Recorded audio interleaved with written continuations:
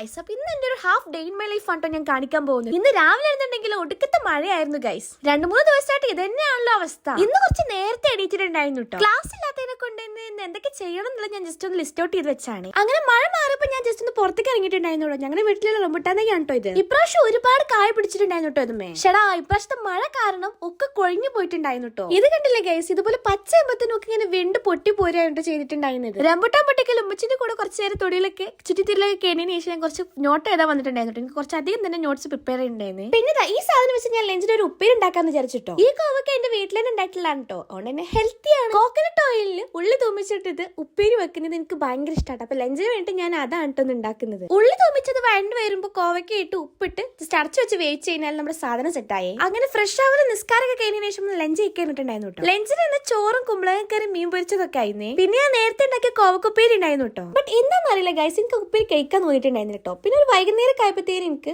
മീഷോന്ന് ഒരു കൊറിയർ വന്നിട്ടുണ്ടായിരുന്നേ. സംഭവം ഞാൻ കുറച്ച് ദിവസമായിട്ട് ഓർഡർ ചെയ്തിട്ടുള്ള ഒരു ബാഗ് ആണ് കേട്ടോ. എനിക്ക് ഭയങ്കര ഇഷ്ടപ്പെട്ടിട്ട് ഞാൻ മേടിച്ചിട്ടുണ്ടായിരുന്നതാണ്. ഇതിന് കളർ പാറ്റേൺ കണ്ടിട്ടാണ് ഞാൻ മേടിച്ചിട്ടുണ്ടായിരുന്നത്. നല്ല അഫോർഡബിൾ റേറ്റിനായിട്ട് എനിക്ക് കിട്ടിയിട്ടുണ്ടായിരുന്നത്. നല്ല ക്വാളിറ്റിയിലാണ് കേട്ടോ വന്നിട്ടുള്ളതും. ബാഗിന് ഉൾവാക്കി എന്നുണ്ടെങ്കിൽ നല്ല സ്പേഷ്യസ് ആണ്. ഇത് നമുക്ക് കോളേജിലും അതുപോലെ തന്നെ കാഷ്വൽ ആയിട്ടും ഓഫീസിലൊക്കെ ഉപയോഗിക്കാൻ പറ്റുന്ന അടിപൊളി സാധനമാണ് കേട്ടോ. നല്ല ക്വാളിറ്റിയിൽ വന്നുകൊണ്ട് എനിക്ക് നല്ല രീതിക്ക് ഇഷ്ടപ്പെട്ടിട്ടുണ്ടായിരുന്നു. കുറച്ച് കഴിഞ്ഞപ്പോൾ ഞാൻ അമ്മച്ചിന്റെ കൂടെ സാധനങ്ങൾ മേടിക്കാൻ പോയിട്ടുണ്ടായിരുന്നു കേട്ടോ. വീട്ടിൽ കഴിഞ്ഞിട്ടുള്ള കുറച്ച് സാധനങ്ങളൊക്കെ റീസ്റ്റോക്ക് ചെയ്യാൻ വേണ്ടി പോയതാട്ടോ ഞങ്ങള്. അപ്പൊ എന്നത്രയൊക്കെയുള്ളൂ. Okay, by.